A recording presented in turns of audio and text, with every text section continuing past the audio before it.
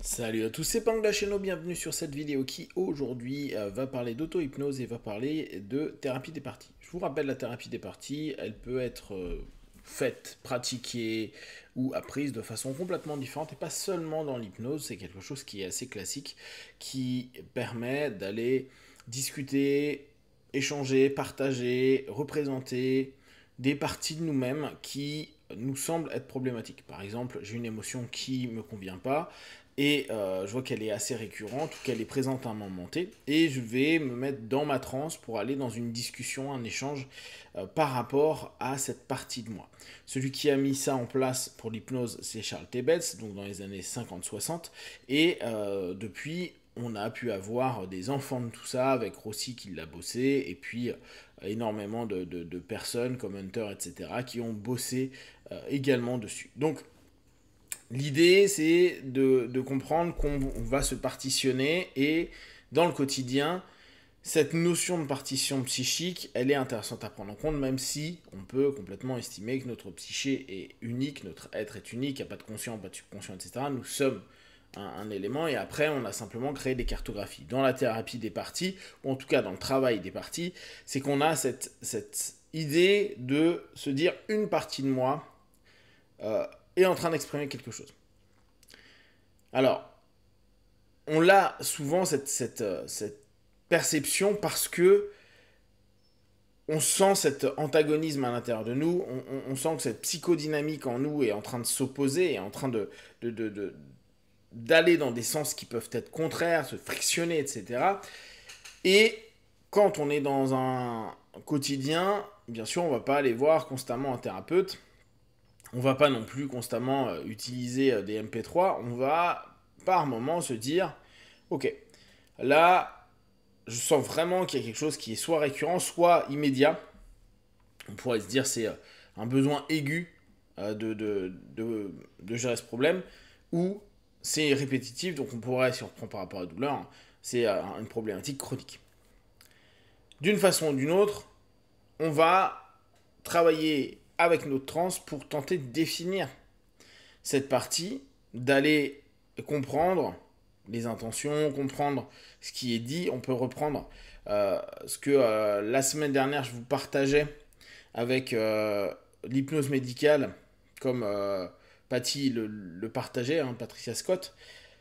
Pour elle, c'est ne pas forcément aller en opposition avec, ne pas aller contre, ne pas retirer, ne pas enlever, mais plutôt aller respecter le message et aller comprendre ce qui se passe pour tenter de faire la paix avec cette partie de soi, ou en tout cas trouver une solution, parfois juste en attente, hein, le temps de faire ce qu'on a à faire, et peut-être passer plus de temps après pour bien redéfinir avec soi-même certains aspects. Donc, l'idée, c'est que vous partiez dans votre transe et que vous définissiez clairement quand vous êtes en transe. Est-ce que c'est une sensation? Est-ce que c'est plutôt quelque chose de cognitif? Est-ce que c'est un ensemble de pensées, des mots, etc. Et comment vous allez, à un moment donné, vous placer par rapport à.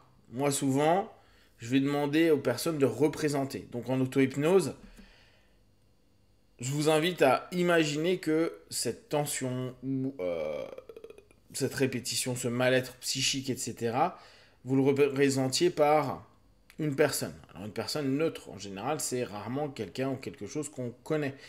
C'est vraiment une personne, vous n'avez pas besoin de définir un visage, c'est en face de vous. Vous vous donnez la suggestion de dire dans quelques instants, cette sensation, ces pensées, ce mal-être, ce malaise que je vis, va être présenté par. Et à ce moment-là, vous allez commencer à discuter avec. La discussion, c'est pas simplement j'écoute ce qu'elle a à dire. Je rappelle que dans les travaux en auto-hypnose, le conscient doit être toujours présent et on doit surtout pas se faire embarquer parce que sinon il peut se passer dans une thérapie des parties que parfois cette partie qui est déjà en train de s'exprimer et nous embêter, en tout cas pas nous faire du bien à ce moment-là, peut prendre encore plus le dessus et vu qu'on est en transe, on va ressentir les choses parfois un peu plus intensément. Donc l'idée, c'est toujours de garder le lead avec le conscient et écouter. Alors, ce que je vous invite également à faire, c'est ne commencez pas à avoir un auto-dialogue en vous avec cette partie-là qui dure 2 heures. Demandez avec des phrases très très courtes. Posez des questions qui sont plus fermées qu'ouvertes. L'idée est vraiment d'aller vers une compréhension assez cadrée de ce qui est en train de se passer à l'intérieur de vous. Pourquoi vous êtes en train de vous diminuer pour telle ou telle chose? Pourquoi vous êtes en train de vous répéter constamment des phrases qui sont négatives? Pourquoi vous êtes en train de souffrir sur telle émotion qui est réapparue ou tel souvenir qui revient, etc. Et aller chercher le message qu'il y a derrière. Qu'est-ce que ça veut dire? Et là encore, c'est dans du questionnement. Alors, je vous rappelle, en auto-hypnose, quand vous posez des questions, prenez un temps pour voir la réponse. C'est-à-dire que la réponse peut arriver avec une image, peut arriver avec une sensation, peut arriver avec une émotion, peut arriver avec des mots. N'attendez pas 2 heures, en général ça va assez vite. Et tant que vous n'avez pas la réponse, répétez la question. Mais laissez 5-10 secondes pour voir ce qui est en train d'émerger. Ce qui va au fur et à mesure permettre de voir dans quel contexte, quel est l'élément qui est dérangeant, problématique, etc. À partir de là, on va avoir un travail qui va être de trouver une solution et de faire un deal avec cette partie de soi. Les deals, on en fait beaucoup, avec des choses que l'on accepte, donc des choses qu'on va gagner, des choses qu'on va perdre.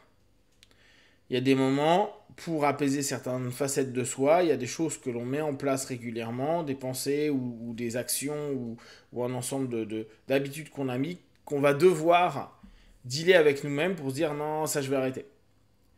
Et tant que le deal est ok, vous verrez que souvent cette partie qui était peut-être oppressante, gênante, problématique en vous, elle va rarement se réactiver. Par contre, vous allez vous rendre compte que si vous commencez à couper le deal, les choses risquent d'être un peu complexes. Donc, il y a toujours un deal à avoir pour réussir à apaiser. On peut dire, oui, mais si tu écoutes la partie de toi qui va mal, ça va être ok. Oui, ça arrive de temps à autre, mais c'est quand même pas factuellement au quotidien quand vous utilisez en auto-hypnose la thérapie des parties ce qui se passe. La plupart du temps, c'est avec vous-même. On reprend de manière générale, il y a des éléments qui sont non ok en vous, parfois pulsionnels, parfois plus, on va reprendre un côté ça, un côté sur moi, des côtés où il y a des règles, il y a aussi des éléments d'expression de vous-même qui sont plus naturels, qui sont parfois bloqués, donc il peut y avoir à l'intérieur de vous des notions de tension qui ne cessent. Et dans les deals, parfois, il y a des choses où il faut aller modifier des structures qu'on a de pensée, de fonctionnement, etc. pour qu'à l'intérieur de nous, il y ait un apaisement. Se dire, ah, enfin. Chose très simple, hein, parfois, il y a juste des parties de soi qui ont vraiment envie de s'exprimer, dire des choses aux gens ou juste exister d'une certaine façon.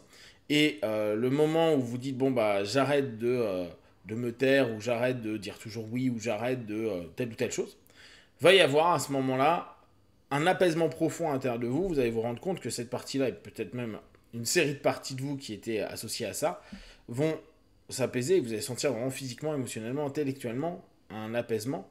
Et si en plus, le but étant de le mettre en pratique, même s'il y a de la peur, même si c'est des nouveaux comportements, il y a une espèce de sérénité, et en fait, tout se fait de manière beaucoup plus fluide qu'avant, où en fait, il y a toujours des forçages. Donc l'intérêt dans la thérapie des parties, c'est rendre beaucoup plus fluide les éléments, soi-même, dans sa globalité, plutôt que d'être dans des conditions d'opposition constantes.